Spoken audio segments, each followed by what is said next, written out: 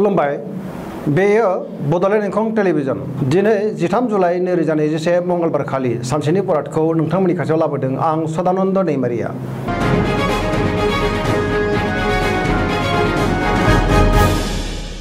सिगां फरायनो लादों मेष राशि गिबि हांखो अ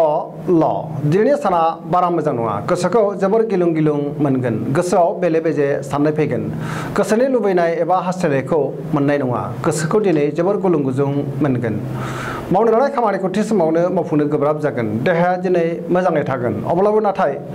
जानाय लोंनायाव सांग्रां जानाया गाहाम बहानिफ्रायबा हरखाबै गाज्रि खौरां फैनो हागौ सांग्रां जानाया गाहाम रांखावरियाव बारा मोजां नङा नाङा फाङा खरसाया बांगोन मोननो गोनांफोरखौ दिनै मोननो गोब्राब जागोन बेफार फालांगियाव मोजां नङा होनजायो गोबां खहा जानांनो हागौ समाजाव मान मोनगोन गोसोनि लुबैनाया बांद्राय जागोन फरायसाफ्रा मोजां फिथाइ मोननो हागोन आरो फरायनायाव गोसो दुंखांगोन धोरोमारि बिथिङाव गोसो दुंखांगोन लाइमोनफोरा दिनै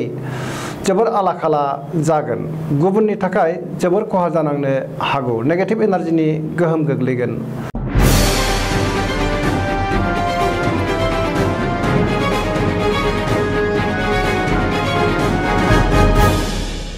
वृष राशि गिबि हांखो इ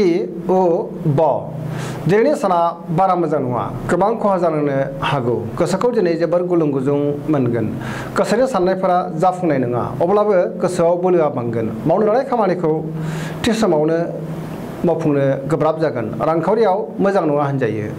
बेफार फालांगियावबो मोजां नङा गोबां खहा जानांनो हागौ बहाबा थाङोब्ला दिनै लामा सामायाव सांग्रां जानाया गाहाम जाब्रबथायनि आसा दङ न'खराव बिसि फिसायनि गेजेराव अननानै फैगोन देहाया दिनै बारा मोजां थानाय नङा गगा बायदि रोखोमनि फिसा फिसौ बेरामजों खस्थ' मोननांनो हागौ जानाय लोंनायाव सांग्रां जानाया गाहाम सेंग्रा सिख्लाफ्रा जोबोर रमान्टिक जागोन फरायसाफ्रा फरायनायाव गोसो दुंखांगोन आरो मोजां फिथाइ मोननो हागोन न'खराव अनलायनाय फैगोन बिदा फंबायजों मोजां सोमोन्दो थागोन बिमा बिफानि अननाय आरो बोरखौ मोननो हागोन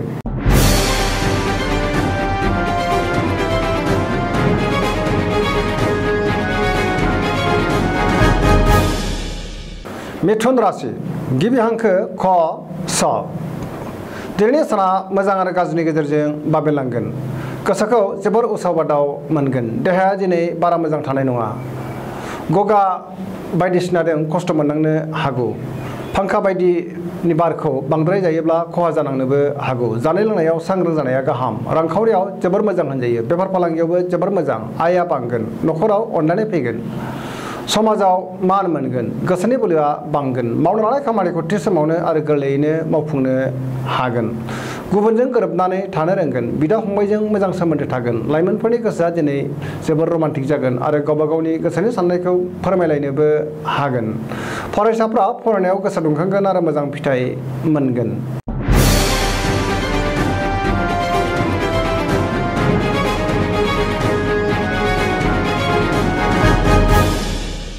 कर्कट राशि गिबि हांखो ड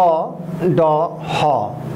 दिनैनि साना जोबोर मोजां गोसोखौ जोबोर गोजोननाय मोनगोन मावनो लानाय खामानिखौ थि समावनो आरो गोरलैयैनो मावफुंनो हागोन रांखावरियाव जोबोर मोजां होनजायो गोबां धोन आरजिनो हागोन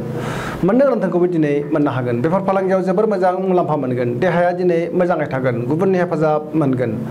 गुबुननि गोसोखौ गोरलैयैनो बोनो हागोन न'खराव बिसि फिसायनि गेजेराव अनलायनाय फैगोन बिदा फंबायजों मोजां सोमोन्दो थागोन बिदा फंबायनि हेफाजाबबो मोननो हागोन समाजाव गोबां मान मोनगोन गोदान खामानिखौ एबा गोदान प्रजेक्टखौ दिनै मावजेननो एबा जागायजेननो हागोन पजिटिभ एनार्जिनि गोहोम गोग्लैगोन सरासनस्रायै दिनै साना जोबोर मोजां आरो मोजाङैनो बारग'लांगोन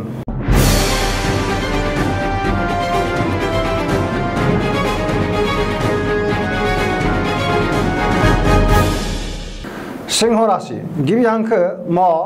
ट दिनैनि साना जोबोर मोजां सुथुरा बांगोन अब्लाबो नाथाय सुथुरखौ फेजेननो हागोन गोसोआव गोबां गोजोननाय फैगोन गोसोखौ दिनै बोलो मोनगोन मावनो लानाय खामानिखौ थि समावनो मावफुंनो हागोन सोरबा लोगोनिफ्राय थोजासे हेफाजाब मोनगोन अब्लाबो नाथाय मोनफ्रोमबो बिथिङाव सांग्रां जानाया गाहाम रांखावरियाव जोबोर मोजां होनजायो आरजिनाय धोनखौ दोनथुमनो हागोन बेफार फालांगियाव जोबोर मोजां मुलाम्फा मोनगोन गोसोनि साननायखौ गुबुननो फोरमायनोबो हागोन नखराव खुसि गोजोन थागोन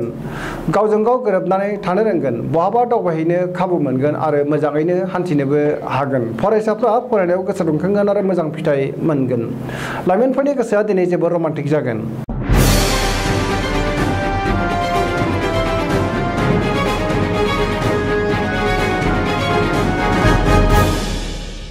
कन्या राशि गिबि हांखो प ट दिनैनि साना जोबोर मोजां गोसोआव गोग्गो साननाय फैगोन माबा मोनसे गोदान थांखि लानो रोंगोन मोजां आरो गोग्गो सानखांनो रोंगोन देहाया दिनै मोजाङै थागोन अब्लाबो जानाय लोंनायाव सांग्रां जानाया गाहाम रांखावरियाव जोबोर मोजां होनजायो बेफार फालांगियाव जोबोर मोजां मुलाम्फा मोनगोन गोबां सुबुंजों लोगो मोनलायगोन आरो गोबां खामानि मावफुंनो हागोन नखराव अनलायनाय फैगोन गोबां खामानियाव मुखुब थागोन फरायसाफ्रा फरायनायाव गोसो दुंखांगोन आरो मोजां फिथाइ मोनगोन गुबुनजों बांद्राय राव दाबुं नङाब्ला गुबुना गोरोन्थि बुजिगोन गुबुनजों जेबो रादाय होआब्ला मोजां जागोन सोरजोंबा मेगन साखोमा जानो हागौ सोरबा लोगोनिफ्राय मोजां खौरां मोनगोन लाइमोनफोरनि गोसोआ दिनै जोबोर रमान्टिक जागोन आरो गावबा गावनि गोसोनि साननायखौ फोरमायलायनोबो हागोन गुबुननि गोसोखौ बोनो हागोन गोसोनि साननायफोरा जाफुंगोन पजिटिभ एनार्जिनि गोहोम गोग्लैगोन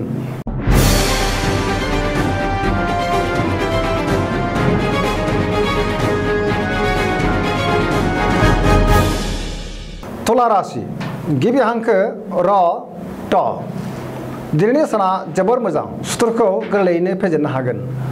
गोसोखौ जोबोर गोजोननाय मोनगोन गोसोनि बोलोआ बांगोन गोसोनि साननायफोरा जाफुंगोन मावनो लानाय खामानिखौ थि समावनो आरो गोरलैयैनो मावफुंनो हागोन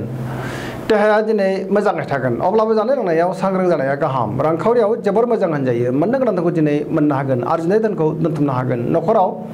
बिसि फिसायनि गेजेराव अनलायनाय फैगोन बिदा फंबायनि हेफाजाब मोनगोन समाजाव दिनै गोबां मान मोनगोन बेफार फालांगियावबो मोजां मुलाम्फा मोननो हागोन नाथाय अब्लाबो खरसाया बांगोन गुबुनजों बाख्नायजागोन मोगथाङाव मिनिनाय फैगोन पजिटिभ एनार्जिनि गोहोम गोग्लैगोन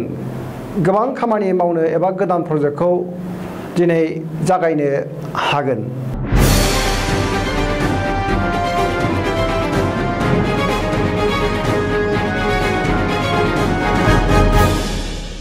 वृश्चिक राशि गिबि हांखो न स दिनैनि साना मोजां आरो गाज्रिनि गेजेरजों बाबेनलांगोन गुबुननि गोसोखौ बोनो हानाय नङा अदेबानि गोसोखौ दिनै जोबोर गोजोननाय मोनगोन मावनो लानाय खामानिखौ थि समावनो मावफुंनो हागोन गोसोनि साननायफोरा जाफुंगोन गोसोनि बोलोआबो बांगोन समाजाव गोबां मान मोनगोन नखराव बिसि फिसायनि गेजेराव अनलायनाय फैगोन बिदा फंबायजों मोजां सोमोन्दो थागोन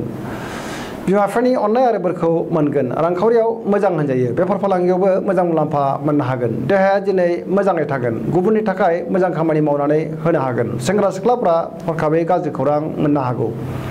अनलायनायनि आंखाल नुजागोन बबेबा बिथिङाव एना एनि फैनोबो हागौ सांग्रां जानाया गाहाम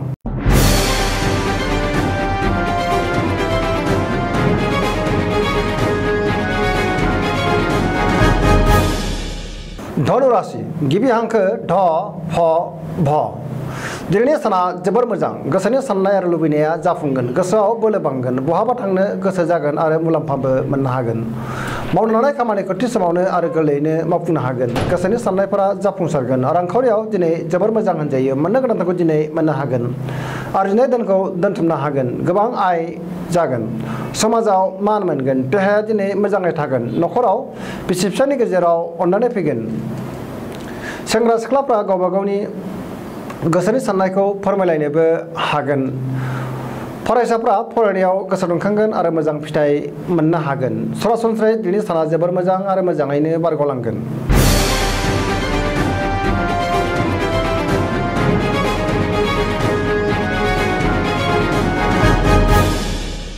गिबि हांखो ख ज दिनैनि साना जोबोर मोजां गोसोखौ दिनै जोबोर गोजोननाय मोनगोन देहाया दिनै मोजाङै थागोन अब्लाबो जानाय लोंनायाव सांग्रां जानाया गाहाम गोसोनि साननाया जाफुंगोन सिगांनि बबेबा आद्रा खामानिखौ दिनै गोरलैयैनो मावफुंनो हागोन रांखावरियाव दिनै जोबोर मोजां होनजायो मोननो गोनांखौ दिनै मोननो हागोन आरजिनाय धोनखौ दोनथुमनो हागोन बेफार फालांगियाव जोबोर मोजां मुलाम्फा मोनगोन गोब्राब खामानिखौ दिनै गोरलैयैनो मावफुंनो हागोन गोदान खामानि मावनो एबा जागायजेननो हागोन नखराव बिसि फिसायनि गेजेराव अनलायनाय फैगोन बिदा फंबायनि हेफाजाब मोननो हागोन बयजोंबो गोरोबनानै थानो रोंगोन गुबुननि गोसोखौ दिनै गोरलैयैनो बोनो हागोन सरासनस्रायै दिनै साना जोबोर मोजां आरो मोजाङैनो बारग'लांगोन।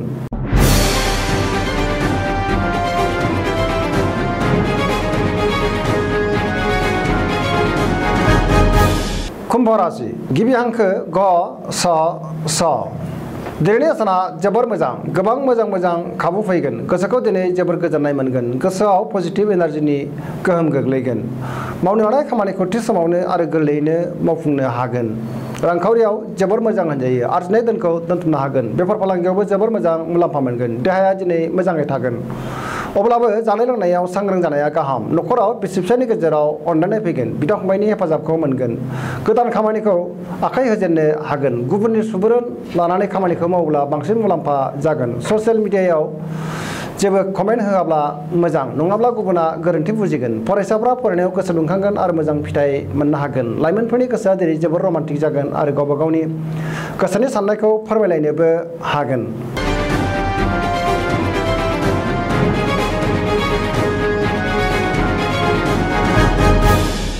मीन राशि